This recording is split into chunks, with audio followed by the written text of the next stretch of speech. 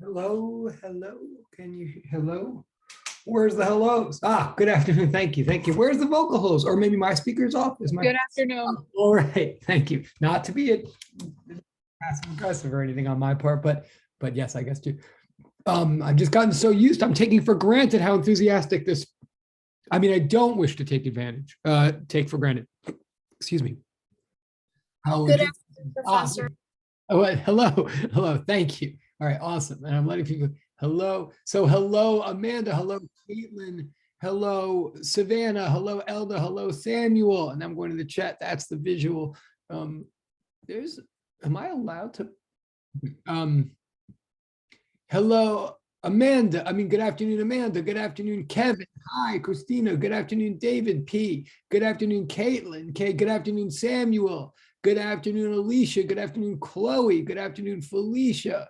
Okay, who else? Someone else. Okay, okay. Oh, I'm so dumb. How did I not make this connection before? It's great to see you, Caitlin and Amanda, and I just realized something. Okay, right. Oh my God. Okay, I'll just keep that little insight to my. Oh, yeah. Well, that just goes to show. Okay, well, good to meet you both. Okay, anyway, yes, yes, I'm embarrassed. Okay, I hope you both visit me in my office sometime to um, properly punish me for my stupidity and lack of tact. Okay. But yes, it's good to, that's great. Okay, okay, okay, okay. Yeah, I'm sure I'm the first person that's ever. Okay. Who else is here? That is really great though. All right, I'm gonna stop. I'm gonna stop. Okay. Hello, Neil. Hello. Other people coming in. Who else have I missed? Okay, I think that's, have I said hello? Hello, Nicholas. Hello, Adon. Hello, Amy. All right, we're gonna get rolling. Again, good afternoon, Amy. Awesome. Okay. I think um I am so stupid. That is so stupid. All right. Well, anyway, good. Yes. Good afternoon, Nicholas.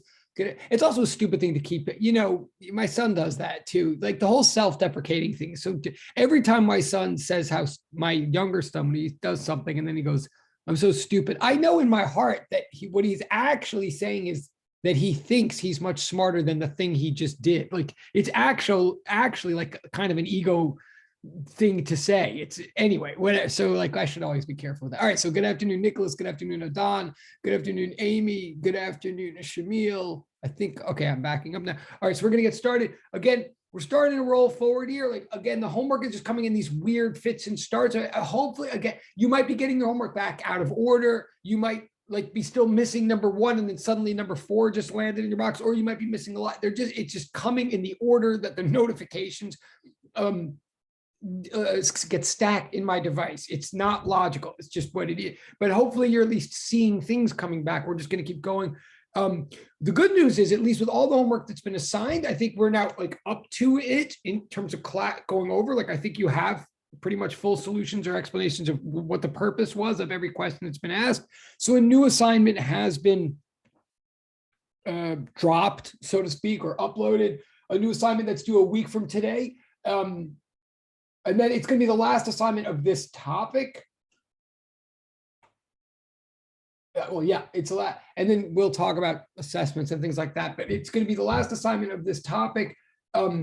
It's a week from now that it's due. I'm sure someone's about to tell me that we don't have class then or something. But it's actually a very long assignment. Like now I'm beginning to see your work enough. You're beginning to do enough work that, you know, the material will be getting thicker. I'll just warn you, the assignment that I just put in, which is called Big Old Duck. It's long. There are a lot of problems. I mean, you do have a week to do it. A lot of them, now it's really kind of, a lot of them are practicing things that we've now learned. Like a lot of them are not asking you to think of some new thing or something like that. Some of them we've even actually already answered in class.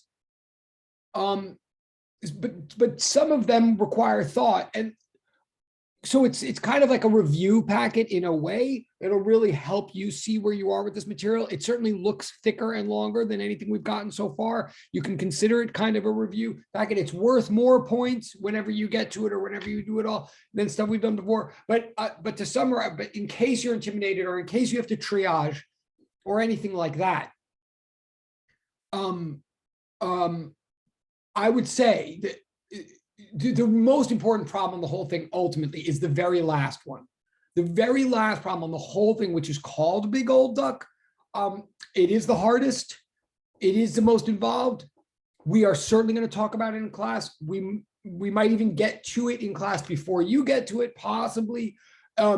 It's usually in one form or another on an exam, the very last one. So just like look out for this. Like even if you have to skip around or something, the very last problem on the sheet, the problem that's actually called Big Old Duck, is ultimately the purpose of that whole set of problems. So also if you found whatever, if you find the stuff at the beginning easy and you want to skip around, whatever, that's the real point of it. Even there's no new equation required. I am going to give you one last new equation today, but you don't even need that last problem. So in principle, you could do that last problem like right now based on the stuff that you have, but you have to think. Also a side hint for anybody who's like trying to track all of this, that last problem, it is indirectly related to, or it is related to certainly lab 3. Certainly it's related to lab 3, which we're going to start talking more explicitly about in class now, but it's also actually related to lab 4. They'll both help you with that last problem and vice versa. Like with anything else, like with our relationship with calculus, we like to think that the lecture material is absolutely connected to the lab material, like it's all been written from the same source. It's all meant for the same course. They're not supposed to be two disjointed programs of study. They are absolutely supposed to inform each other. But but as to which is the chicken and which is the egg, that can go back and forth for any given student at any given time. Like the more you think about lecture, the more it helps you with lab, but the more you think about lab, the more it helps you with blah, blah, blah. So if you're ever stuck with one, think about the material from the other and sort of allow yourself to go back and forth. But they certainly should be related, even if they're happening at different times. Okay. I want to get back to the material, to the equations. Oh yeah, so the goal, the stuff that's on the board right now, okay, there's 2 equations on the board right now. It may look to you like there's 3 equations. I mean, there's a condition, if and only if A equals A naught, right? That's the condition that we said last time. That condition means constant acceleration. It means the rate of acceleration at any given moment is the same as what it was at the very first moment. So I'm not saying that's always true in life.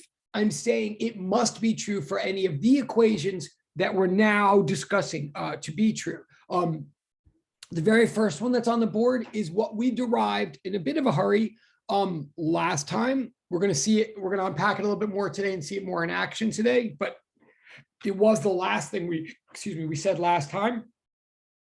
The one underneath it, we have not yet said. It's our goal for today. It will be the last of these one-dimensional kinematics equations. It'll be the last of 3 equations that all assume constant acceleration. There's a first of them I didn't write on the board today because now we've done it for 2 days. But remember, the very first equation that we ever saw that required constant acceleration and that was therefore a double equal sign, like not a triple equal sign, was that V bar equals V naught plus V over 2 equation. That was from last time and the time before, right? That average velocity is the average of the first and last velocities, if and only if acceleration is a constant. That's a very heavy, deep, important equation. It's not written on the board here because I'm not trying to confuse you, but that was our first constant acceleration equation. The one on the board in the middle is our second, also super important, that we got last time. And then the second one on the board is what we're going to get to today. Hopefully that's clear, sort of. So I'm going to turn our attention to the homework sheets in a moment. In fact, I'm going to, but let me wait. There's something in the chat. It might just be a hello, but oh, yes. Okay. Good afternoon, direct chat person. Great to see you. No joke. Okay. So wait, there was one other thing. Oh, there was one other thing I wanted to say, like a logistical. just another logistical thing. Again, you're keeping up with homework. I'm keeping up with homework. Hopefully you're seeing that the whole sort of rhythm, the whole idea of homework is just always just do the next homework that you haven't done yet. or revise an old one if you didn't, if you got it back and you don't like your number. But like what's due is whatever's due next for you. You're still not worried. If you're late on something, I'm late too. We're not worried about, we're just go in order. Just like I'm just going to the next thing in the class. You go to whatever next you haven't done. That said, and to that effect, also with the game turns and everything, just please note, I opened up a new portal today for those people who, because it's increasingly clear to me looking at your homeworks. I mean, some of your homeworks really are astounding and really show that you really are paying attention. And some people who really pay attention also are quiet people. Totally. I mean, that's a good thing. So just another portal that just opened up as an opportunity for people who are really engaged, but like don't want to be loud all the time or don't want to show video or whatever it is. If you're taking notes, which you should be, well, I think it's self-explanatory, but just look out for the fact that a portal opened up today. So if you're ever taking notes and you're taking good notes and there's a little section that you're proud of, like you do a little diagram or you put some of your own personal words in that really make it clear that they're your notes, or you use more than one color, or so, if somehow you're taking notes in a way that's turning the material into your material, take a screenshot of it, turn it into a PDF, whatever, and submit that to the your records portal for points. Okay, that's just another, again, that's totally optional, obviously, and you can do that by December 5th or whenever, you know, the semester is almost over. And you can do it more than once, just like all the other, but just another option. Just please don't think that the only way to engage in this class is to make a lot of noise. Like that's one way. Okay, all right, that's it. And if you have other ideas for other portals, just text me. If you say like, can you, and I think there's been a couple, I think I want to open up another portal for anybody who's caught one of my errors and brought it to my attention in an assignment or whatever. That's a good portal. I haven't done it yet, but just you can give me ideas of if there's a way that you feel like you're engaging with this material that I haven't thought of that you want recognition for, by all means, please. Okay, so that's that. So I'm going to, what I'm going to do right now. Oh yeah.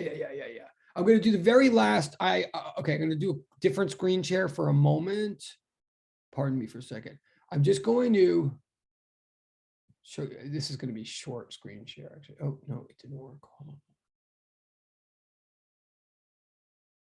Well, okay, I'm going.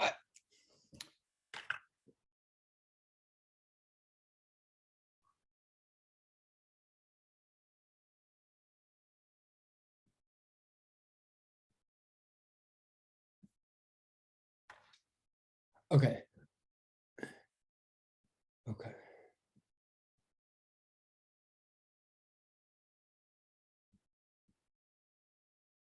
Okay, temporarily a different screen share. You know, this, what's up here on the screen right now is homework on number 5, right? The very last one that was assigned until today, and one that we've just about finished going over. I want to emphasize just about. And by the way, from here on in, I'm not going to go over every single problem of every assignment anymore. Like I'm trying to lay out all these fundamentals and get us all grounded, but you know, we of course have to move faster and faster. So from here on in, when I go over things, I'm going to go over highlight problems, and then and everything else you'll get one in one form or another. But so for this one, first of all, the problem number 2 that's up on the screen right now, called the first second, that is a very important problem. It's like simple but not easy, right? And the numbers are almost deceptively simple. It's like the bicycle, it starts from rest and it only travels for 1 second, and the acceleration rate is 2 meters per second squared. You please, if you're with me, like highlight, make a circle around that problem or something, and make it clear to yourself that you need to be able to, we all need to know how to do that problem, even if the numbers are more complicated. In one form or another, the rest of the problems that are coming, in a way, are versions of that problem, which is like more complicated numbers. In other words, and you will see that today, like we will practice it more. But the key point, what you want to be able to recognize, that problem is a standard, like distance equals rate times time problem. It's a standard, like we name the time, we need you to name the position. You know, we name the time, we need you to determine the space. Okay, that's physics. But the big leap being made by this problem, the thing that the non-obvious piece is that you're not given just any old rate. You're not given an average velocity. You're given an average or constant acceleration. And what we're saying is, given some rate of acceleration and a starting velocity? Can you figure out how far something has gone? That right there, honestly, I think that's what separates the girls from the women and the boys from the men, so to speak. Like that's what separates the students from the scholars of physics. Like a lot of people, or it separates like normal human common sense thinking about space and time from refined physics thinking about space and time. A lot of people in life that don't do physics as such can handle the idea and repeat the idea all the time. They'll say like distance equals rate times time. They can handle the idea that if you know how fast something's going, you can figure out how far it's going to go in a certain amount of time. They'll do it intuitively without even, right? Like you just take a road trip and you're like, oh my God, well, if we go 60 miles an hour and the trip is like, and we travel for 2 hours, we should be able to make it 120 miles away. Like people can do that. You can do that. But once you say, instead of a velocity, once you say a rate of acceleration, honestly, that's what hikes this up to the level of actual physics thinking. It's super easy either to confuse acceleration with velocity and just treat them the same, which would be wrong, or it's super easy to realize that they're not the same and then get intimidated when you hear the word acceleration and not know what to do. Frankly, if anything in this class right now, I'd rather you feel the second way. I'd rather you at least recognize that acceleration is not the same as velocity. And if someone asks you how far did an accelerating object go in a certain amount of time, the first step is to have the respect for the idea to go, oh, wait, okay, I can't just do distance equals rate times time. Like it's more tricky than that. So how do you do it? You do it the way we did on Wednesday. You're going to see that again today. Ultimately, you have to think about average velocities and put them together in a way that creates that equation x equals 1/2 at squared plus v naught t. Like that was the conclusion of last week. That's what we're going to do from here on in. You need to be able to know how to do it, like even if the numbers aren't simple, and you particularly need to know how to do it when the constant acceleration that's being caused, or I mean, that's applied, that you particularly need to know how to do this when the acceleration that's constant is constant because an object is free falling, right? Like what you've seen in lab 3. So I'm slowing down because I want to, like what you're going to see, what you saw in lab 3, what you're going to see more and more in class is that the most common natural example in daily life of constant acceleration is objects free falling near the surface of the earth, like being influenced by nothing but gravity. When objects free fall, one big takeaway of lab 3 is that they change their position, therefore they have velocity. When they're falling, they change their position, therefore they have velocity. But they also change their velocity, therefore they have acceleration.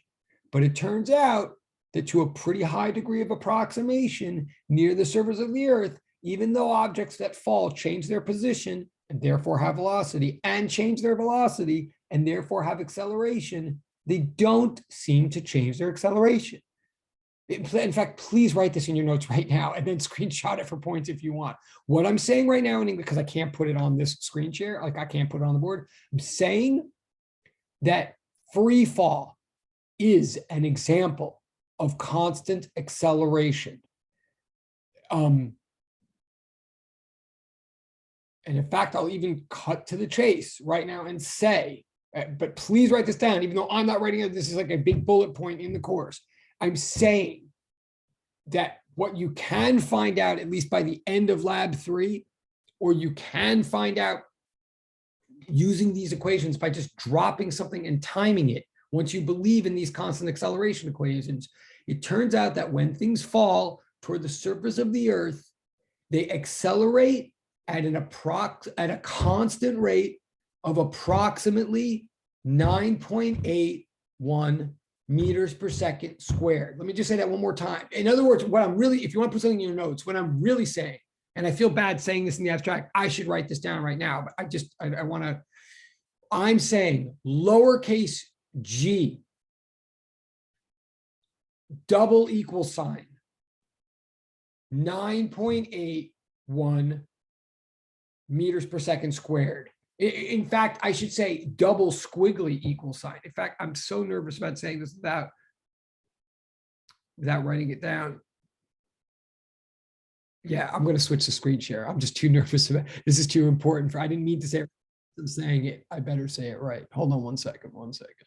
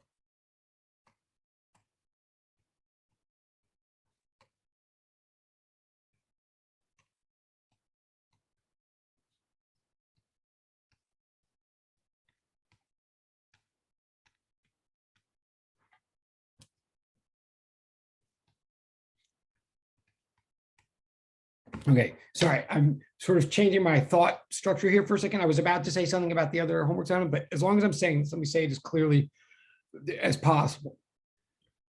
What you're so two things. Okay, the definition of free fall from now on, if I ever say free fall, I'm saying that an object, if an object is free falling, that means it is subject to no outside influence or outside interaction. That is, it is not interacting with any other object. To be even more specific, it's not touching any other object.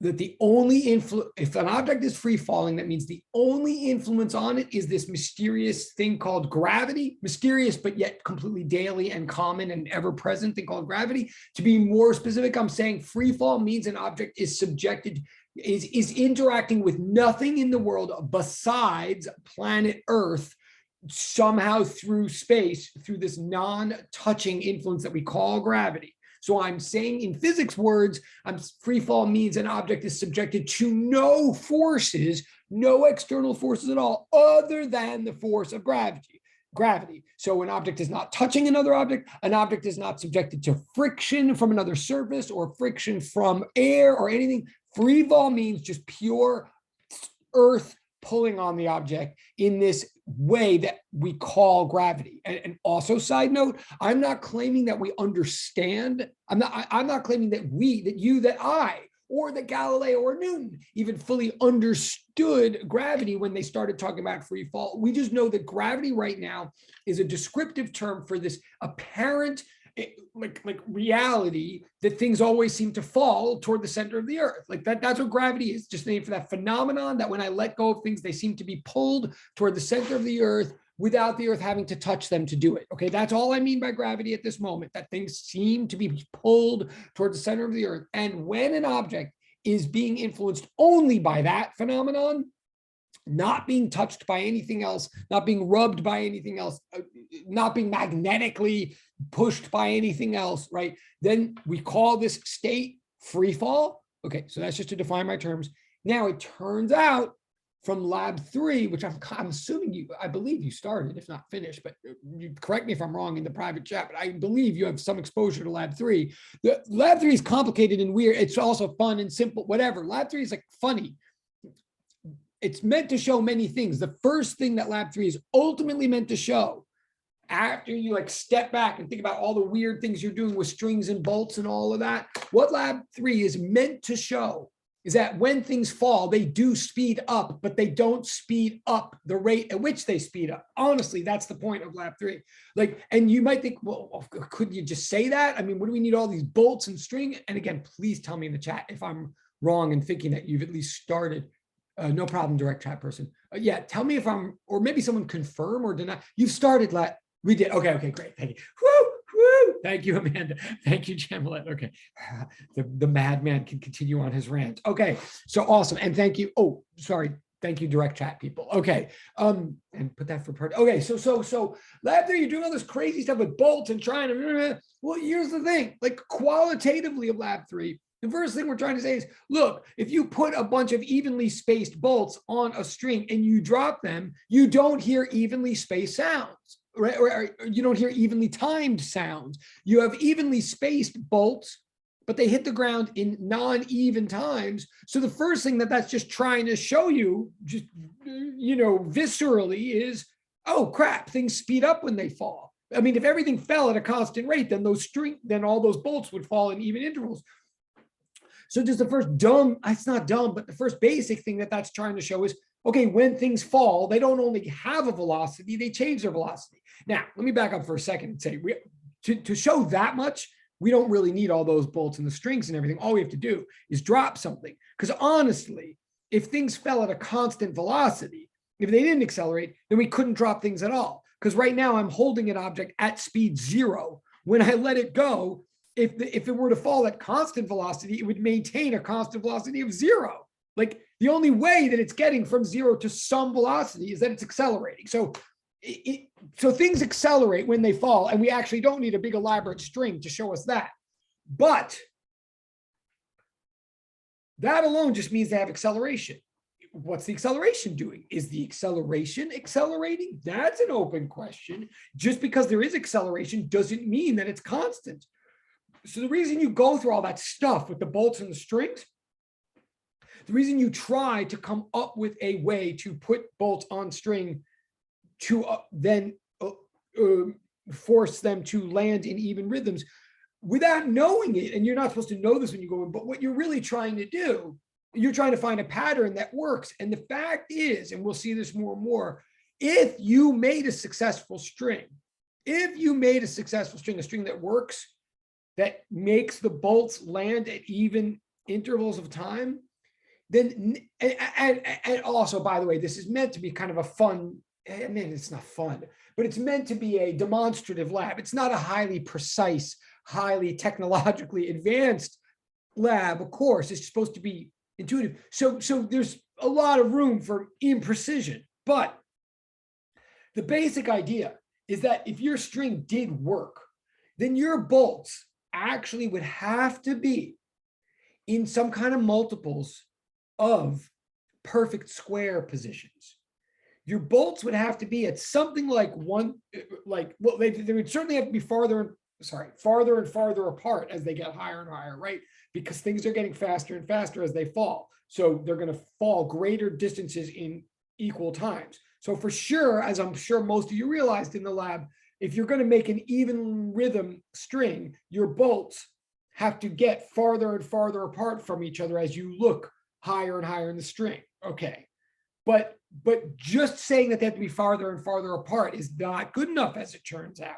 Like, for example, some of you may have found that if you try a nice, simple, straightforward pattern, like I'll put the first bolt at 1 centimeter and then the next at 2 centimeters, and then I'll go 4 centimeters, then 8, then 16, 32. If you like double the distances, which is very smart, by the way, super smart to start with like a nice, reasonable pattern like that. It seems smart, it seems reasonable, it is smart, and it is reasonable, but it doesn't work. I don't know if now I'm alienating people in the room, but like actually, as patterned as that is, that's not the right pattern.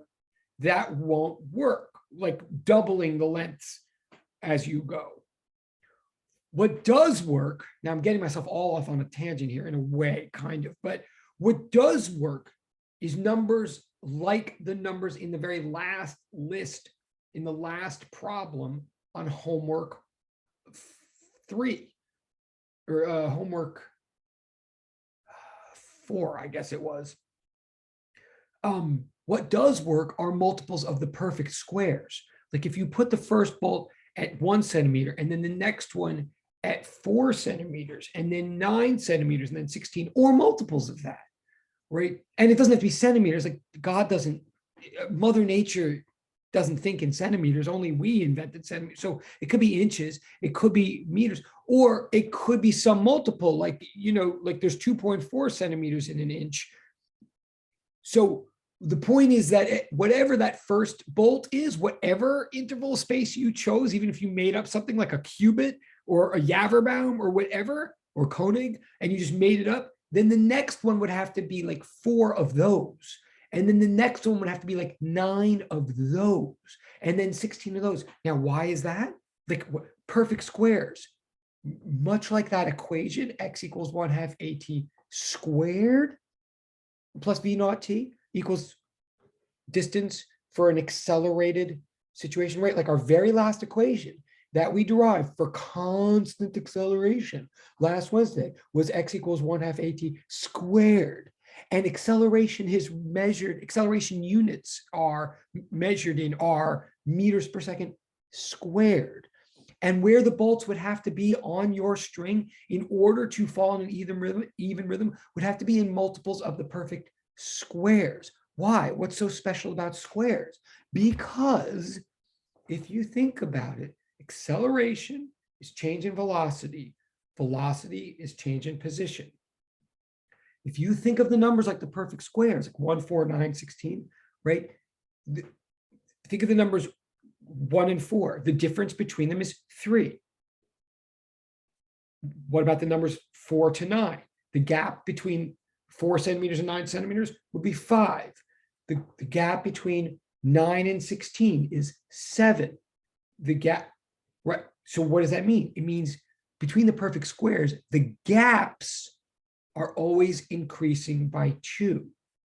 And I don't care about 2. It's the odd numbers. In other words, the gaps between the perfect squares are the odd numbers. The gaps between 1, 4, 9, 16, 25 is 1, 3, 5, 7, 9, right? I don't know if you've ever noticed that before, but it's true. Meaning the thing about the perfect squares is the perfect squares are numbers that are each increasing by a steady amount. So that if you go to the gaps between those, the gaps between 1 and 3 is 2. The gap between 3 and 5 is 2. The gap between 5 and 7 is 2. So those gaps are not changing at all. What I'm saying is the perfect squares are the numbers that involve a change in a change, but no change in that. It's like there's 2 levels of differences. One for like how far apart. So each bolt is not just farther apart than the next one, it's farther apart than the next one by an amount that increases at a constant rate. The perfect squares are the numbers that show positions increasing how much farther they get each time, but always increasing at a constant rate. The second bolt is 3, goes 3 times farther than the first bolt. The next bolt goes 5 times farther than that one. The next bolt goes 7 times farther than that one. So each one goes farther than the last one, but by the same increased amount too. In other words, constant acceleration is a change in a change. It's 2 levels of change, but it's not 3. It's exactly 2. So if you got a string that worked, if you, by whatever method, even if you just accidentally trial and error landed on a string that worked, you would ultimately notice that the strings that worked are the perfect, are the bolts are positioned at the perfect squares. And perfect squares work because perfect squares means a change in a change, but no change in that. A second derivative, Acceleration is the second rate of change with respect, acceleration is the second rate of change of position with respect to time. Acceleration is the second derivative. It produces numbers that are the second, are roots of second degree polynomials, are squares, okay? And so the fact that those strings work in lab 3, if they did, like I'm not saying all of yours did or didn't, or I'm not saying you noticed all this, I'm explaining to you now what you ultimately are supposed to take away from lab 3. The fact that the strings that work are the perfect square strings ultimately shows us that when things fall, they do accelerate, but they don't accelerate the rate at which they accelerate. That there is an acceleration, but it's constant. That's what lab 3 is meant to show, and it needs to be shown. Like, that's not obvious. Again, things can accelerate at non-constant rates, but when they free fall, beautifully, lovely, like making our life much easier and straightforward, when things free fall, they accelerate at an approximately constant rate. Now once you say that, and again, most of lab 3, we're not caring about the numbers. We're certainly not assuming that we know the number or anything. We're just finding out that it is a constant rate of acceleration. That's most of what lab 3 is actually meant to show. But once we believe that, if you follow what I'm saying now, and again, don't worry if you didn't follow this while you were doing it, you weren't supposed to. You were investigating things, you were finding things out.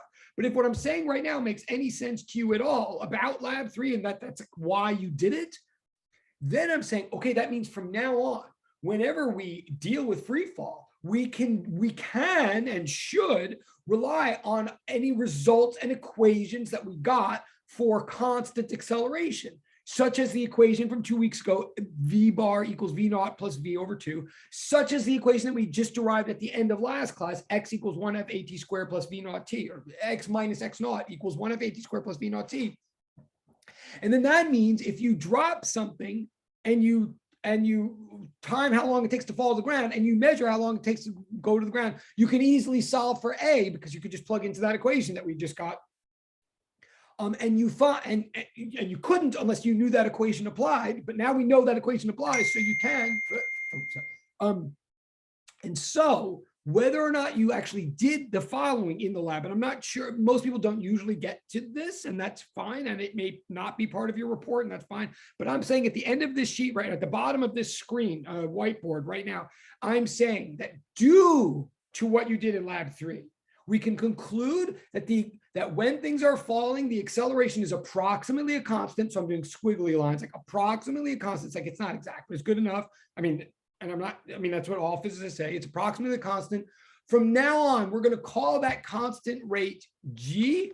In fact, I'm even going to say one other thing. Hello. Okay.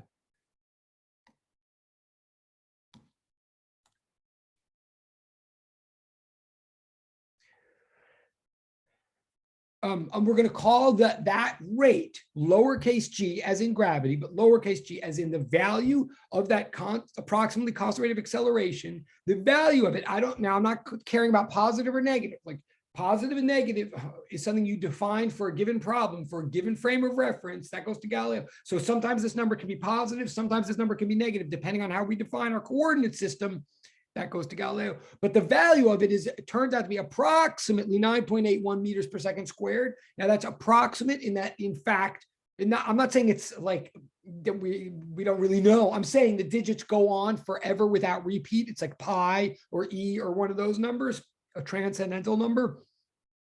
So if you chop off the digit to this, if you chop off the digits at the second one, after the decimal point, you get approximately 9.81 meters per second squared. Again, I'm saying this is now a truism in this class. If you want to memorize anything from now on, you can memorize this. And again, you probably know this from high school or from life, but now it's a fact in this class, especially because I'm spending this much time talking about it. From here on in the class, the approximately constant rate of acceleration during free fall is 9.81 meters per second squared. But and in principle, that's coming from lab 3. But I'm also saying now that that's approximate. We're chopping off digits. It's really 9.8173 times blah, blah, blah. So since we're chopping off the digits anyway, if we want to chop off to 2 digits, fine, that's convenient. But often, since we're chopping off digits anyway, it's even more convenient and just as legit from a significant digit perspective to just round the whole thing to the digit right before the decimal point and call it 10 meters per second squared. And I want to make this clear too, from now on, especially in homeworks and exams, when we're not in the laboratory, if we're doing like theoretical stuff, unless specified otherwise, you are allowed, and physicists do all the time. This is not like a student thing or like a, a condescending thing. Physicists all the time will round that 9.81 to 10, and that is perfectly legal, and you should do it unless told otherwise, or certainly when you're outside of lab, you should do it. And again, whether it's plus or minus, like that is up to the context of the problem. Whether it's plus or minus depends on whether you define up as positive and down as negative or the other way around, which according to Galileo is a matter of your choice and matter of your convenience. But from now on, this is a truism. You should take this as to add to your equations or whatever your list of like pieces of knowledge in this class. This certainly is one. Again, I'm summarizing what am I saying? I'm saying we're all about constant acceleration now in general as a concept, but the most common and classic and standard and readily available example in real life, in the natural course of events, the most classic example of constant acceleration is free fall. So I'm not saying all constant accelerations are always this number, but I'm saying that when something's free falling, it accelerates at this number, and you can just assume that from now on. Also saying side note, because it just reminded me, the plus or minus thing, one thing. So again, many of you have now gotten back homework 4. Many of you have not, but many of you have. And again, that's random. It doesn't reflect anything on, or maybe it's in the other. I'm getting the two. Anyway, some people have, some people have not. But one thing on home, and people did fine. If you did it at all, you did fine, and you probably no need to redo it. I think people really have gotten the hang of things by homework 4. And if you're still waiting on it, I apologize. But one thing about homework 4, the very first problem has like this woman flying from Berlin to Rome or something like that. And it just asks a couple of, it's like a warm-up problem. It asks you a couple of questions like, what's her distance? What's her displacement? What's her average speed? What's her average velocity? And the distinction, right, between displacement and velocity, I mean, the distinction between displacement versus distance, or the distinction between velocity versus speed, is direction, the matter of direction, right? Like displacement actually cares about direction. Velocity actually cares about direction, which in this context of one-dimensional motion means whether there's a minus sign or not. Now, here's the thing, like a lot of you, most of you got the problem right and provided a nice diagram and then understood that the distance was 170, whatever, what was the distance? I don't even, there was something about 175. I don't remember the number. I want to say that it was, 700, right. Many of you understood that the distance was 700 miles, and you understood, and then you understood that the speed, the average speed was like 700 divided by 4, 175 miles per hour, all good. And then many of you understood that once I was asking displacement and velocity, then I might potentially be asking for something that might potentially have a negative sign in it. But here's the thing, it has a negative sign in it if south is referred to as negative. And it doesn't if south is positive. And whether south is called negative or positive, that is up to the user. That's up to the observer. This is part of Galileo's principle of relativity. That's something you have to do. You have to decide what your coordinate system, how it's oriented, what your axes are. You have to decide what perspective you're looking at this thing from. It's really important. And that's like a warm-up exercise, but it becomes more and more important as things get harder. So what I'm saying is, this is an example of why you gave me a diagram is not just to draw a picture, but the purpose of the diagram is to label what's going on, particularly the coordinate system. In other words, I mean, I didn't take off huge points for this or anything, but please notice that you can't just draw like a random picture and then say that the displacement is negative 700, unless somehow the picture made it clear that the direction south is negative. And that's actually the purpose of the diagram. So, I mean, if you might have noticed that comment on your homework, if you got it back, or you will, just note this is where, so same thing here. Don't memorize that the acceleration due to gravity is negative anything. It's just a number. And then whether we call that negative or positive depends on how we're defining our coordinate system. That's part of train of thought in Galileo. Okay, enough on that. So, all right. So this is the takeaway about gravity from now on. Free fall is an example of constant acceleration. Therefore, all of our constant acceleration equations that we're now generating will apply to free fall from now on. Okay, wait, I know things happened in the chat that I missed. I'm sorry. Hold on, then we'll go on. Oh, okay, thank you. No, oh, thank you, chat people. Got it. Okay. So now, just to keep things going on, that was all, but you can add that to your list of knowledge now. Now, I actually want to help you. My goal today is to do one of the problems of the new homework before you even do it. Just do it for you or with you to save you some time.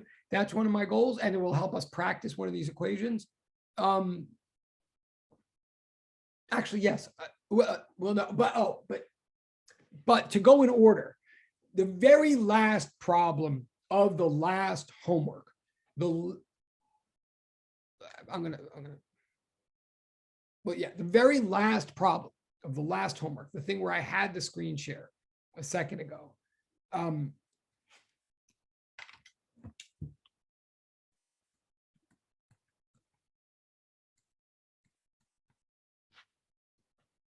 think that's homework 5. Correct me if I'm wrong, but the homework that we just about finished going over last Wednesday, I believe is homework 5, right? The one that's called midpoint velocity.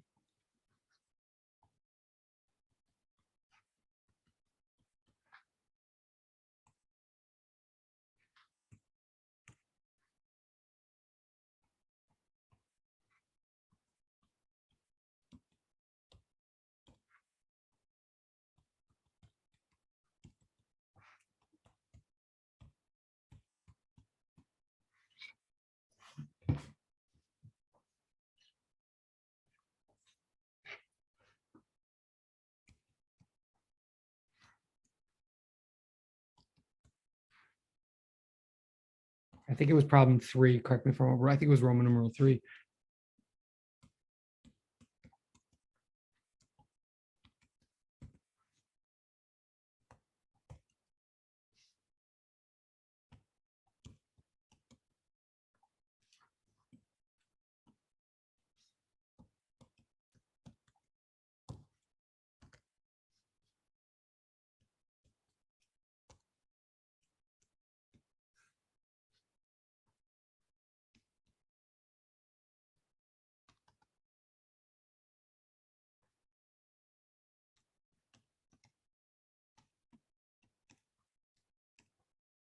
Okay.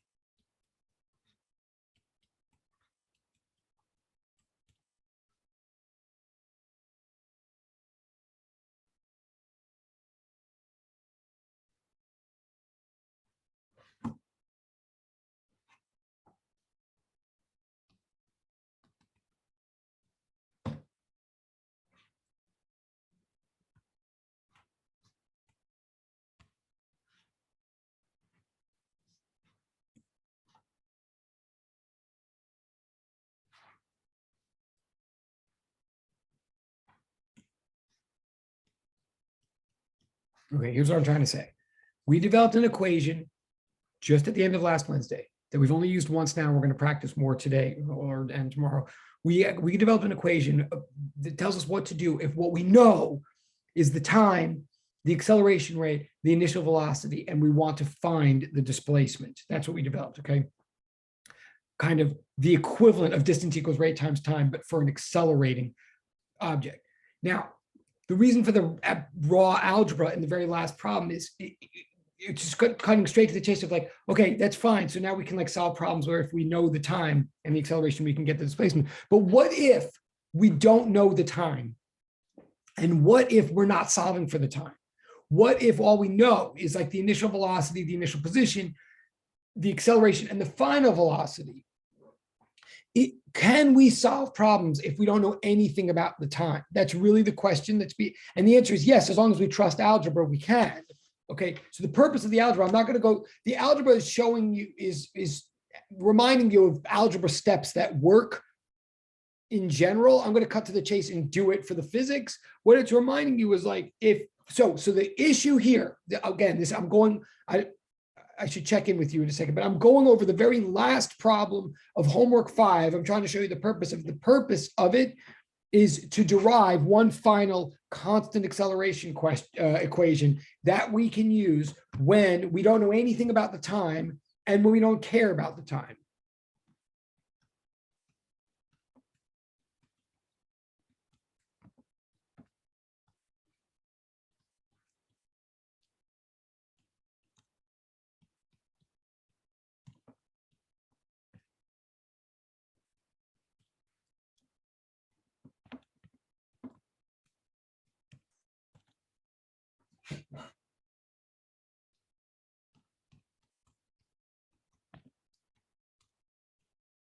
Okay. So say we're solving, we're always these days generally solving for X, like we're solving for displacement.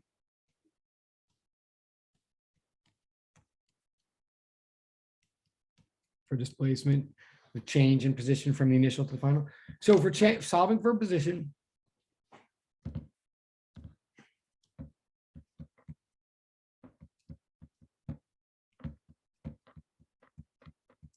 right? Average velocity equals displacement over time. Therefore, displacement equals average velocity times time, right? The definition of average velocity is that. So it's triple equal sign. But then I rewrite it and I say, okay, so displacement equals average velocity times time. But then if we're assuming, this is all assuming, sorry, and assuming that acceleration is a constant, then we know also, then we know that average velocity equals the average of the velocities, the average of the velocities if it's constant. The first velocity or the addition's commutative. So the last velocity plus the first velocity over 2, right? So we know that. So we can plug this in. Right, which is really what we did last Wednesday as well for a different purpose. So we could say X minus X naught equals V plus V naught over T, V plus V naught over 2 all times T. But say we don't know T, right?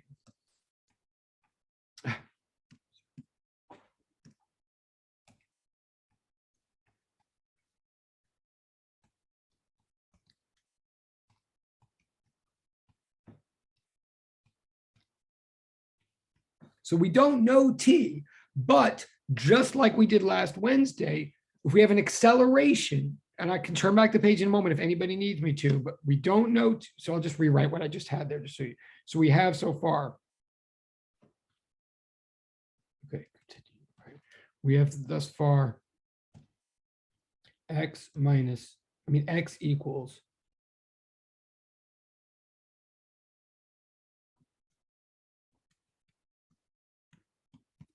this is what we don't have so far. We don't know T.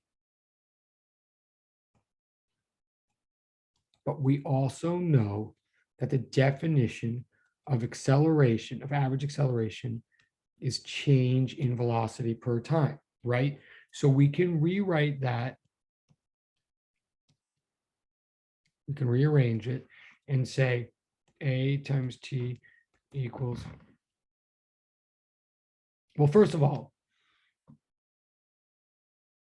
we can rearrange it and say this, we can divide both sides by A and say this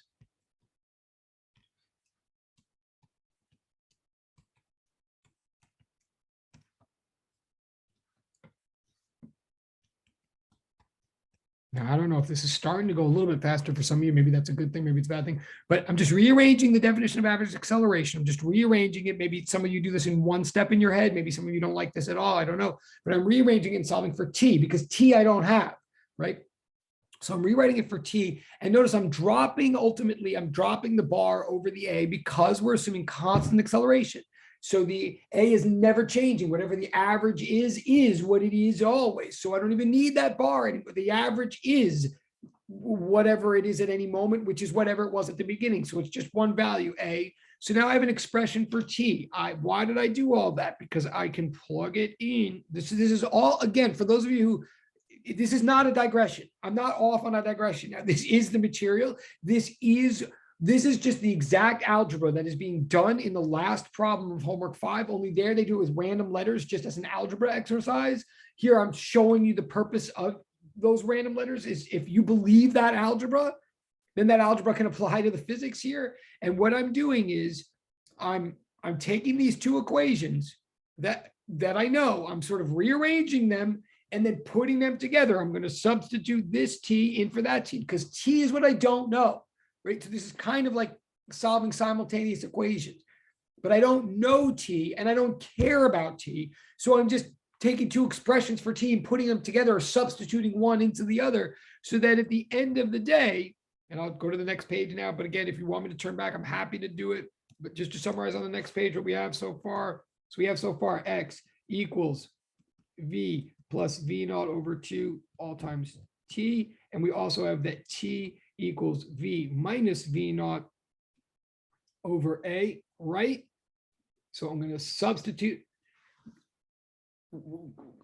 And the whole goal is for me to get a displacement as a function of all these other constants that I do know. This is all assuming that I know everything except for T and X. So it's two equations, two unknowns. So I substitute in, so I could say X equals V plus V naught over 2 times V minus V naught over A, right? I'm just substituting in. And now I can FOIL, or however you call it, like I'm going to multiply it all out. And oh, cool. Thank you. I love when people I really appreciate that. I don't know if it, thank you. And if it didn't make sense, I hope you would say that too, but good. Thank you. Please, maybe I'll open up a portal for Nicola. No, for the sense making portal. I don't know, but okay.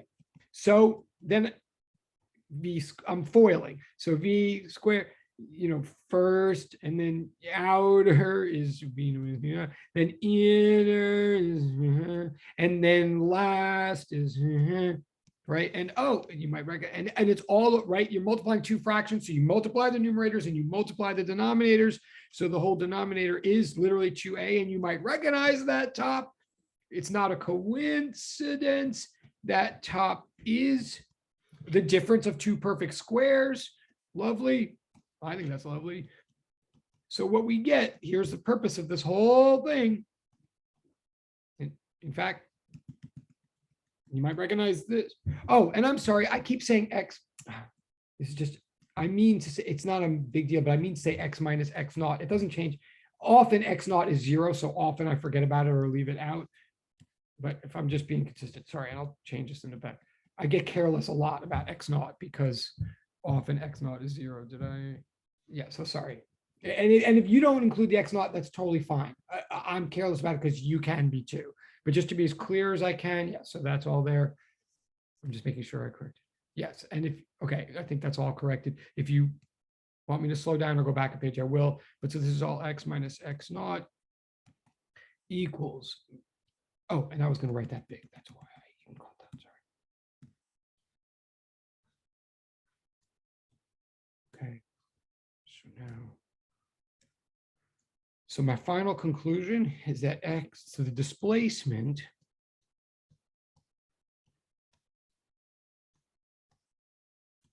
okay, this right here. So we're actually making progress now for those of you who are losing faith or whatever. For me, losing faith, that's the second equation that was written on the first page of today's notes of the whiteboard. That equation, so that's a new equation. You could put that in your list.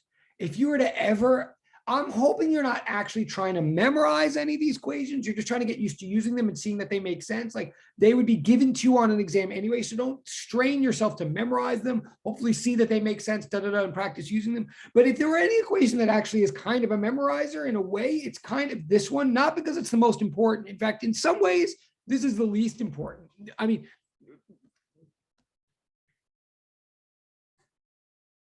but it's important. I'm saying what this equation is, it's the last of our three constant acceleration equations. V bar equals V naught plus V over 2 is one. X minus X naught equals 1/2 AT squared plus V naught T is another. And then there's this one. All three of them only work when A is a constant. Otherwise, there would be no value to plug in for A in all of them. Okay, they all have like an A in them that we're assuming is some number. This one is not new information. It's not a definition. It's not a triple equal sign. What it is just literally taking some of our old equations and putting them together. It's just an algebraic shortcut. Like you could do all of physics without ever having this equation if you're willing to just like redo the algebra every time, right? But it's a shortcut. It's what you can rely on from here on in. If ever you're ever given a problem, a constant acceleration problem where time is not specified and time is not what you're solving for, this is the shortcut, okay? And it's just important enough, and it comes up in other contexts that it's like worth knowing and worth writing down. And it also is the weirdest looking of all of them so far. Really, it's the one that even to me, I look at it, it doesn't like make sense. It's just an algebraic, I mean, it does, but it doesn't like, I don't look at it and go, yeah, well, of course. Like I wouldn't have predicted it. It just is what it is from the algebra. It's a shortcut for solving for displacement when you don't know the time and you're not solving for the time. Okay, that's what that is from here on in. Now that's the last of our actual equations for one-dimensional kinematics. Everything now, before we get to the next unit, is like practicing them, applying them, seeing how they work. Okay, but that's it for that. So that's, I think that's number 8. You'll remind me on our list. Maybe it's number 9, but whatever it is, it's the last one. So add it to your list. That's that. And that's the end of homework 5. So now with 14 minutes left, I'm actually going to turn to homework 6, which was just assigned this morning. There's no way anybody's even been expected to even attempt to look at it. I'm going to try to do one of the problems on it for you or with you right now to save us all some time, but also to start showing you how these equations work. So we're going to turn, let's turn to, but please put in the chat if there's any issues or any questions. We're going to turn to homework 6, and I'm going to skip straight. So some of it at the beginning is kind of like review practice exercises. I'm going to let you do those, but I'm going to skip, and I'm going to screen share here for a second. I'm going to skip to problem 2. So I'm going, yeah, this is homework 6. It's the big old duck homework.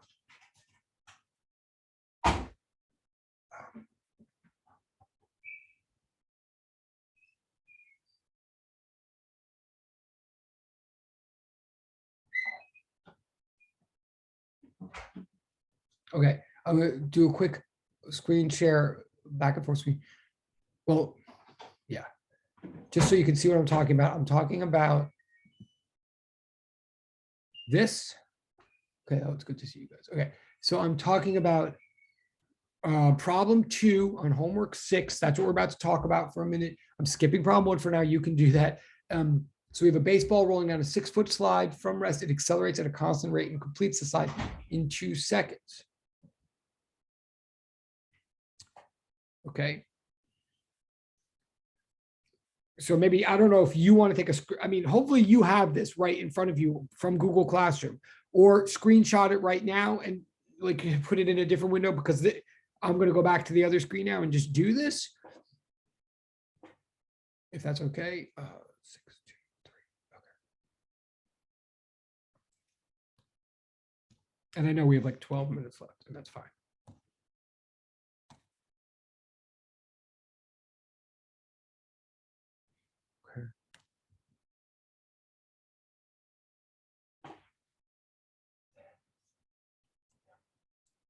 Okay.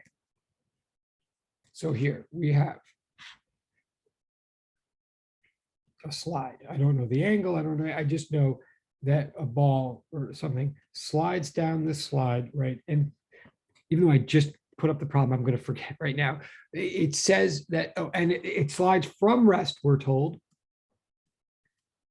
Right. And we're told that whatever its acceleration rate is, I don't know it, but we're told that it accelerates from rest at a constant rate, right? So that's important information, right? That means all these equations are fair game. And then it says, oh, and it says that the slide is 6 feet. I don't know why it's feet, but it's feet. So like x minus x naught equals 6 feet. And I'm going to say that this is where, I have no reason not, I'm sort of defining a coordinate system here. I'm saying that the initial position is going to be called 0. This is part of Galileo. And I'm going to say too, this thing slides down, a baseball rolls down, and it never rolls up or anything. It's a one-dimensional problem that goes in one direction. So here's an example where I'm going to literally say down is the direction positive and up is negative. This is an example where I'm going to make down because I don't want negative signs. I only need negative signs to distinguish from positive. This thing's always going in one direction. The direction happens to be down. So I'm going to call down positive. That's a label in my diagram. That's part, right? It's like simple, but it like makes a huge difference in all the numbers and stuff. So that's part of my DFP. My diagram is I'm labeling the coordinate system that down is positive. And also note, that's not a problem. Like that's a good, it's going to make it more convenient, not less. And Galileo says I'm allowed to do that. Okay. And then the last thing it says, sorry, the last piece of information is that the time for this whole thing is 2 seconds. Okay, so those are my facts. That's my DFP, right? And again, I'm just gonna sort of do this for you, and then that will be one homework problem. And you're still gonna turn it in, but you can totally, if you're paying attention right now, the benefit of that is you can just put what I'm doing in your own words. Okay, so A, what is the question? The question is, okay, given all of the above, and also given now an instantaneous velocity of 3 feet per second, right? An instantaneous, like V without a bar on it, given that, what is T? Okay, that's what I'm at, right? So the question is, what's the moment when the ball's instantaneous velocity is 3 feet per second? Now, again, these numbers are deceptively simple. It's trying to make a point here. Like, this is a really good example where you might have an intuition in your mind. It might even be right, but be careful. I mean, let's write down general definitions and principles that are true and then make them relevant rather than just jumping to something that seems relevant and hoping it's true. So I'm looking for time at which the velocity is a certain thing. So in order to do that, I need to know the acceleration. This problem tells me that there is a constant acceleration, but it doesn't tell me what it is, but it gives me other facts. Okay. I'll start. So I need a GDP now, right? I've done 1 DFP. I've done 2 WIQ. I need 3 general definition and principle. If I'm confused or when I always start with the thing that I always know is true, right? This is true. Also, now that we're talking about acceleration, another thing that's always true is the definition of acceleration. I'm writing these 2 things down. They are both a GDP, a 3. I would get points for both of these on an exam, even if I don't quite know what to do with them yet. I know they're true, and I believe that they're germane to the problem. So I'm writing them down. So let's see if I can use them. Average velocity. Okay, so I know that the whole displacement is 6 feet, and I know that the whole time is 2 seconds. So I know that the average velocity now is 3 feet per second. And I'm sure most of you can do that or would do that, maybe even in your head. But now notice this. The important thing of noticing that these are triple equal signs, this is a GDP, is what I've just learned from writing that down is that the average velocity is 3 feet per second. That is not what the question is asking yet. That is not the answer to the question, really. Second of all, it's also not the acceleration or anything. I think I'm going to need the acceleration rate. I don't have reason to believe offhand that 3 is the acceleration. It is the average velocity. What does that do for me? Well, for example, since I know that A equals A, another given that I can write down, maybe I should have written down, yeah, I guess I should have. Another GDP is that if the acceleration is constant, then the average velocity is the average of the velocities, right?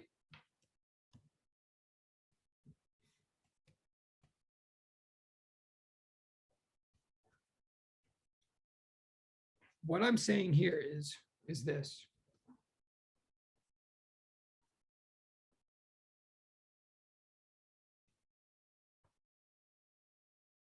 I may run out of time. I still haven't answered the question, but I want you to notice something now. If I'm being careful about my GDPs and all that, the number 3 that I got just now is how fast it's going on average, right? It's not how fast it's always going.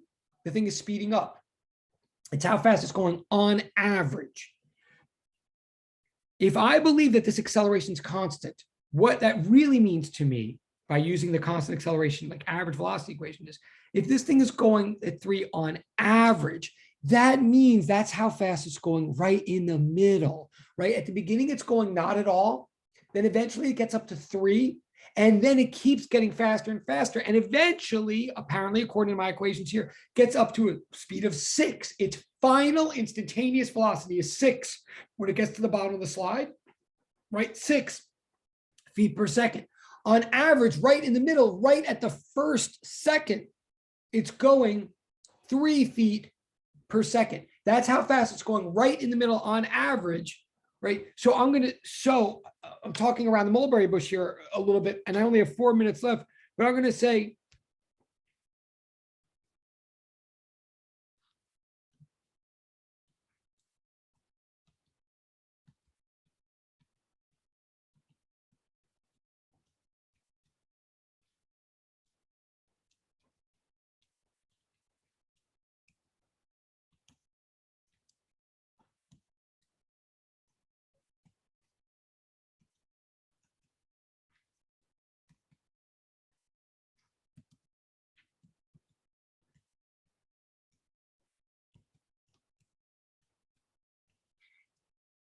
okay, first of all, this is the answer. I only have 4 minutes left, I see. The answer to question B, to question A, is that the precise moment at which the baseball's instantaneous velocity is 3 feet per second is right in the middle at t equals 1 second. Not at the end. I'm just trying. I'm not, but again, by the way, you might have seen that in your mind the whole time. You might think that's obvious. I just want to make clear that what that 3 is how fast this thing's going on average at the middle. It's not its final velocity. Its final velocity will be 6. Its average velocity is 3. It attains it at the middle at 1 second. Whether that's obvious or not, it's true. That's the A.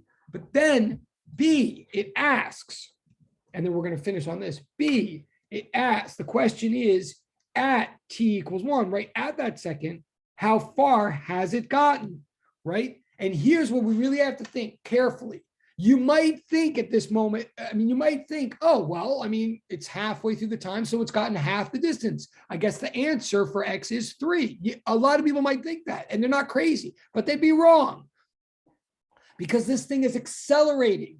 It's going faster and faster each moment. If we want to know how far it's gotten in half the time, I believe it will have gotten less than half the distance because it's not always going the same speed. It's going faster and faster. It's going to go more distance in the second half of the time of its journey than it does the first.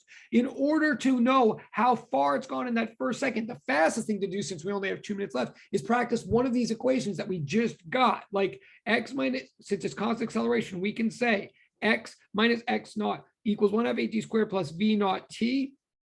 V naught is 0, like it started from rest, and x naught we're calling 0. So x equals 1/2 times, sorry, I'm skipping a step here because we only have 2 minutes, but what's A? A equals v minus v naught over t. We just decided that in 1 second, it accelerates up from 0 to 3 meters per second, right? So I'm saying what you might think is obvious. A is 3. The acceleration rate is 3. So to plug in,